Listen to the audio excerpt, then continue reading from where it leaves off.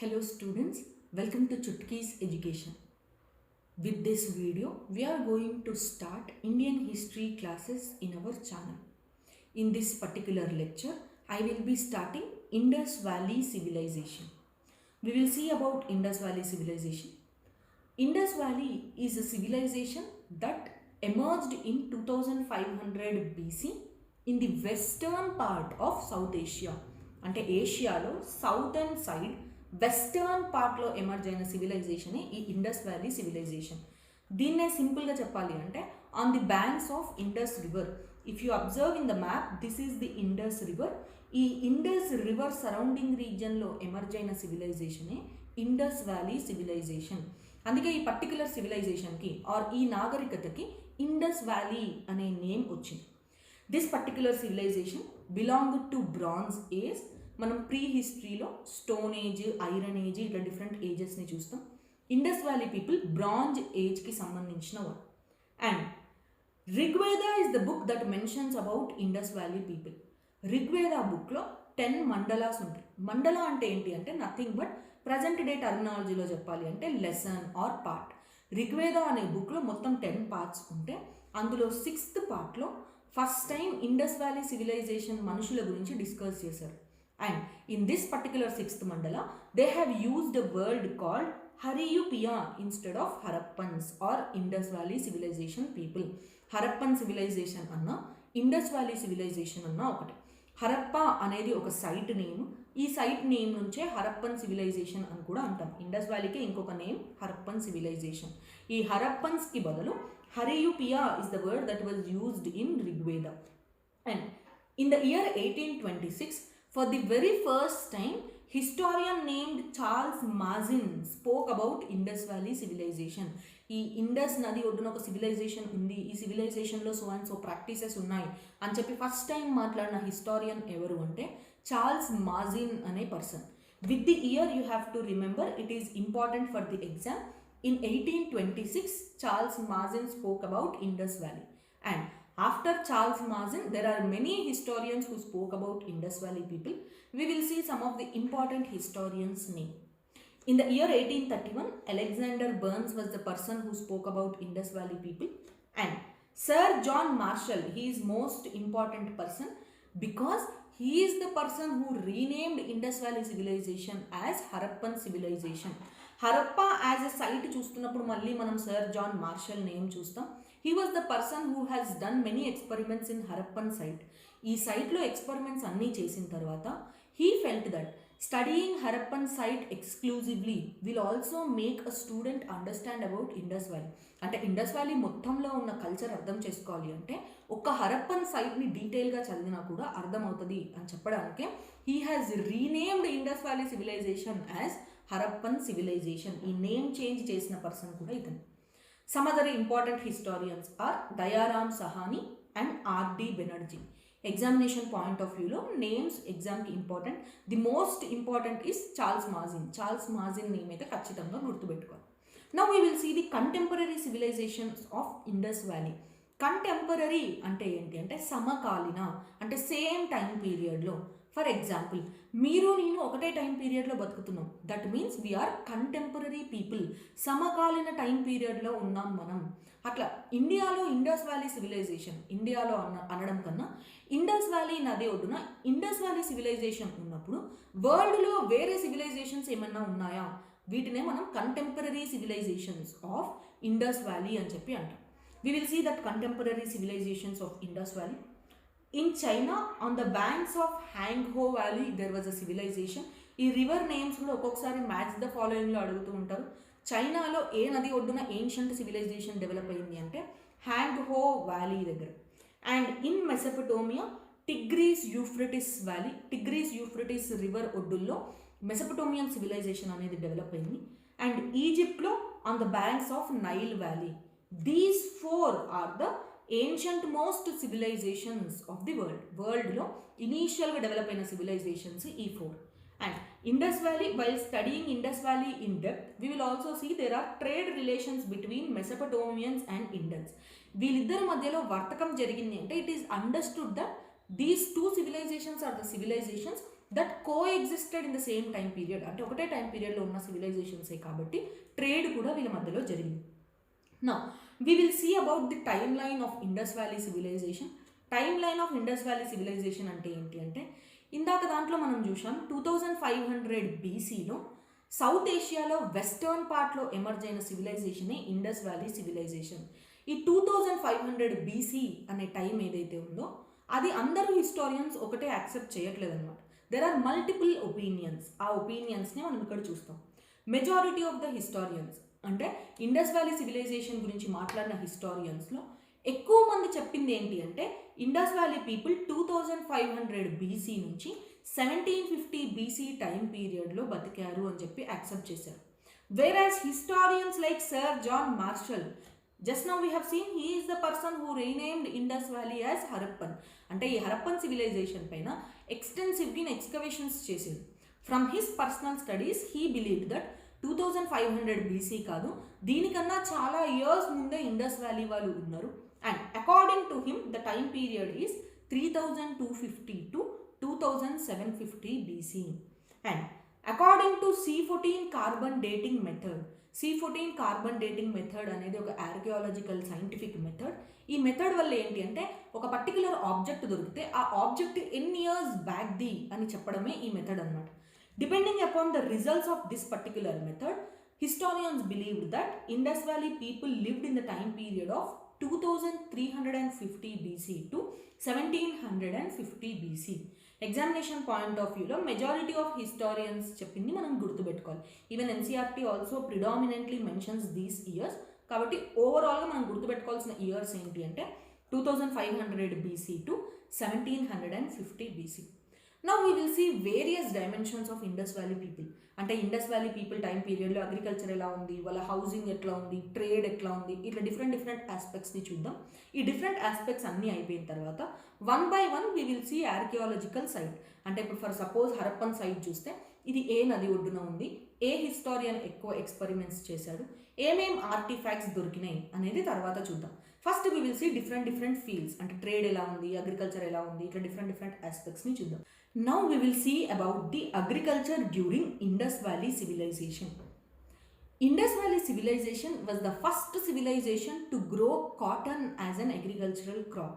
అంటే వరల్డ్లో ఉన్న 4 కంటెంపరీ సివిలైజేషన్స్లో first civilization to grow cotton was Indus valley civilization. First time కాటన్ని పండించిన సివిలైజేషన్ ఇది. And these people have harvested in rabi season. Agriculture సీజన్స్లో ఖారీఫ్, రాబీ ఇట్లా డిఫరెంట్ సీజన్స్ని చూస్తాం. వీళ్ళు ఏ టైం పీరియడ్లో పంటల్ని పండించారు అంటే రాబీ సీజన్లో ఎక్కువ పంటల్ని పండించారు. రాబీ అంటే it is from the month of October to April. In this time period only they have done maximum agriculture. And వీళ్ళు పండించిన పంటలు ఏంటి అంటే wheat, barley, cotton, ragi, dates and peas. Not only this, rice was also grown by them. Rice కూడా వీళ్ళు పండించారు.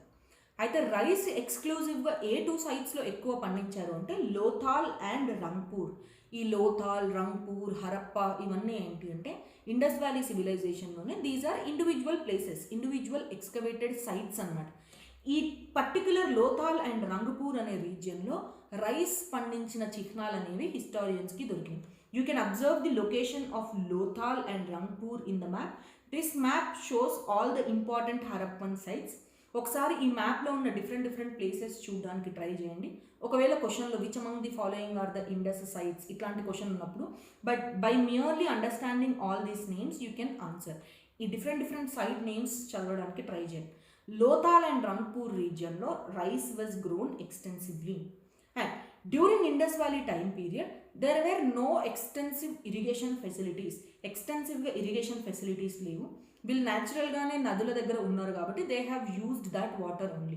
ఇట్లా extensive pipe line కానీ డ్రిప్ సిస్టమ్, స్ప్రింగ్ సిస్టమ్ ఇలాంటి సిస్టమ్స్ ఏవి కూడా ఇండస్ వ్యాలీ టైం పీరియడ్లో లేవు.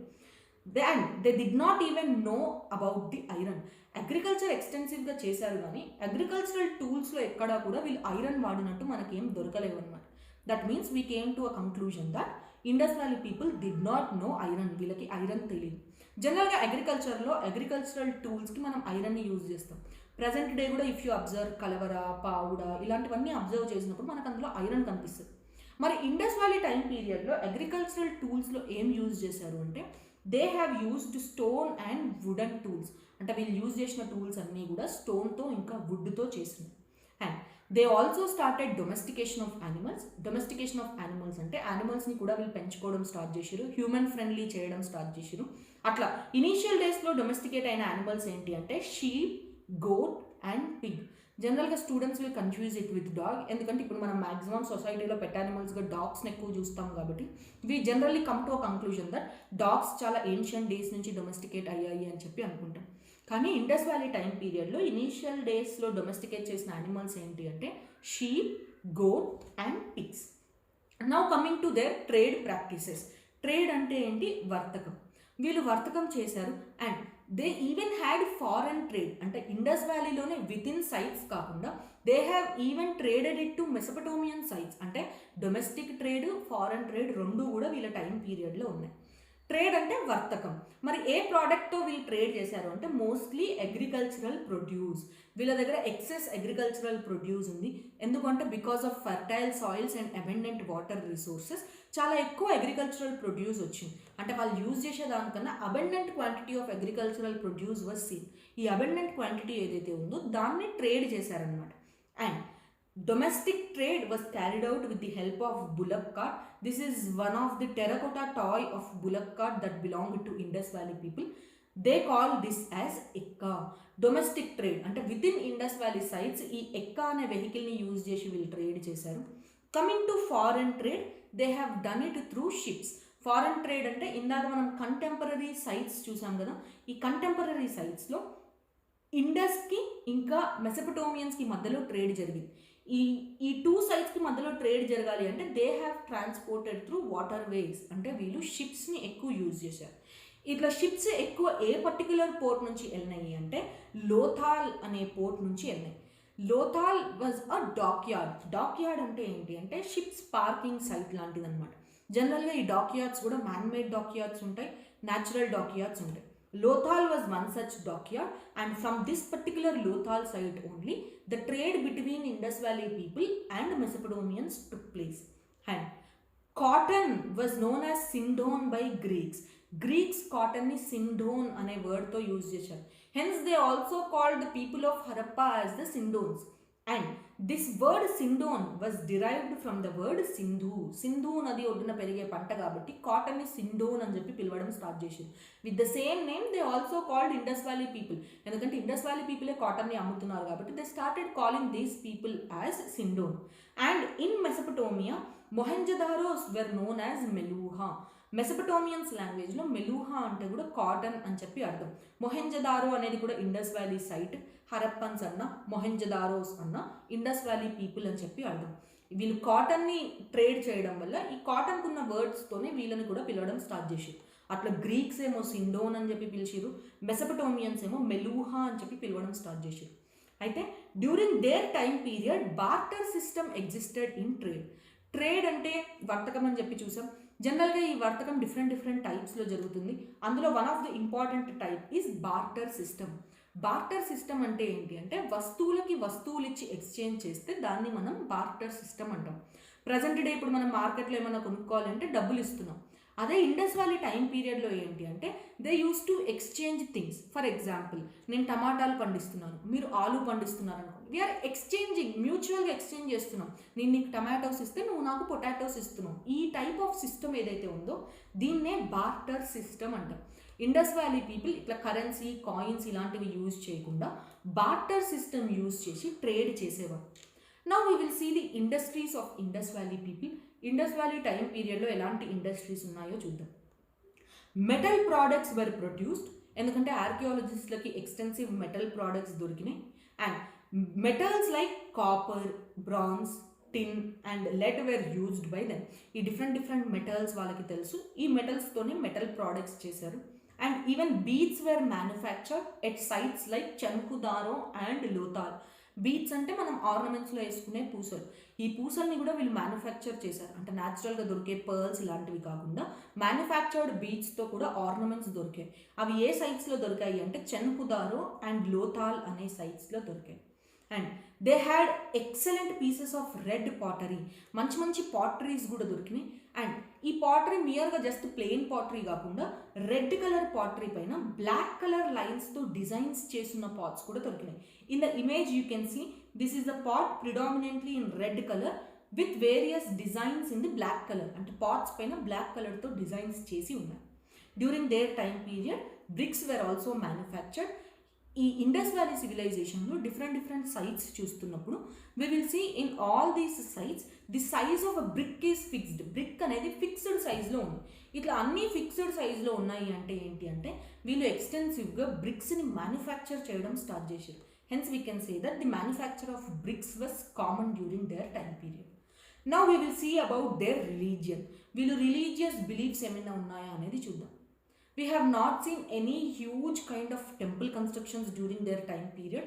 అంటే ఆర్కియాలజిస్ట్లకి ఎలాంటి టెంపుల్స్ అనేవి దొరకలేదు. But at they worshipped nature, అంటే పంచభూతాలనే వీళ్ళు ఎక్కువ ప్రే చేశారు. అంటే ఎక్స్టెన్సివ్ టెంపుల్స్ ఏమీ కట్టలేదు. There were no temples, but they prayed to the nature. And they believed in the concept of rebirth and devils. వీళ్ళు రీబర్త్ అనే కాన్సెప్ట్ని నమ్మారు. ఇది మనకి ఎట్లా తెలుస్తుంది అంటే we have seen some of the burial systems. కొన్ని బరియల్ సిస్టమ్స్ దొరికిన ఇండస్ వ్యాలీ సివిలైజేషన్కి సంబంధించి. ఈ బరియల్ సిస్టమ్స్లో they use to chop off the feet of the dead body ఫీట్ని నరికేసి పూడ్చేవాళ్ళు అనమాట. Because they believe that if at all ఈ చనిపోయిన మనిషి డెవిల్ అయితే నెక్స్ట్ లేచి రావాలి అంటే కాళ్ళు ఉండవు కదా, అట్లా డెవిల్ రాదు అని చెప్పి వీళ్ళు నమ్మారు అనమాట. That means historians have concluded that they believed in the concept of devils and rebirth. And male and female deities were worshipped. Although there were no temples, but we have found some kind of female deities and male deities. First, we will see about this male deity. Pasupati seal is considered to be the male deity. This is the Pasupati seal. దీనికి పశుపతి అనే name ఎందుకు వచ్చింది అంటే there are different kind of animals seen in this particular seal. ఈ animals అన్నిటి మధ్యలో ఒక king లాగా ఒక పర్సన్ కూర్చొని కనిపిస్తాడు. అందుకనే దీన్ని మనం పశుపతి సీల్ అని చెప్పి అంటున్నాం. We will see some details about Pashupati seal. It is a 3-eyed steatite seal. In this seal if you observe he has 3 eyes ఉన్నాయి. అండ్ స్టియటైట్ మెటీరియల్తో చేసిన సీల్ ఇది. Animals like elephant, tiger, rhino and buffalo along with 2 antelopes at the bottom of his feet were seen. Sir John Marshall is the person who believed that this particular seal is the earliest form of Lord Shiva. ఎందుకంటే బేసికల్గా lord Shiva కూడా మనకి ఇదే ఫీచర్స్తో కనిపిస్తూ ఉంటాడు, 3-eyed figure ఇట్లా. And this particular Pashupati seal, in this we can see the male god sitting in a yogic posture. ఒక yogic పోస్చర్లో ఒక ఆది యోగి లాగా కూర్చొని కనిపించినాడు. కాబట్టి sir John Marshall felt that this is the earliest known form of lord Shiva. And during their time period the adorable animal, అంటే ఆరాధ్య animal ఏది అంటే హంప్డ్ బుల్. హంప్డ్ బుల్ అంటే ఇట్లా మోపురం ఉన్న బుల్ని హంప్డ్ బుల్ అని చెప్పి అంటాం. Coming to their adorable bird, it was pigeon. And there were fire altars found at Kalibangan and Lothal. Fire altars అంటే యజ్ఞగుండాలు. ఇట్లుండే యజ్ఞగుండాలు ఏవైతే ఉన్నాయో ఇవి కాళీబంగన్ లాంటి రీజియన్స్లో దొరికినాయి. కాబట్టి historians believe that they have performed some kind of rituals. కానీ ఎక్స్టెన్సివ్ రిచువల్స్ చేసిన ఎవిడెన్సెస్ కూడా దొరకలేవు. Coming to the female goddesses, this is one of the female goddess. We call her as the mother goddess. Generally, historians have come to an opinion that she was prayed as a fertility goddess. Andukani mother goddess ane name. If you observe this mother goddess also, she is wearing a fan-like headgear and she has heavy ornaments. By observing all this only, we can say that Indus Valley people have wore extensive ornaments. Not only female persons, but even male persons also wore extensive ornaments. After seeing the bearded man statue, you can come to this conclusion. Now, let us see about their script. అంటే వీళ్ళు ఏ లిపి use చేసి రాశారు, దీన్నే మనం script అని చెప్పి అంటాం. If you observe their script is pictographic and లోగోసిలబిక్.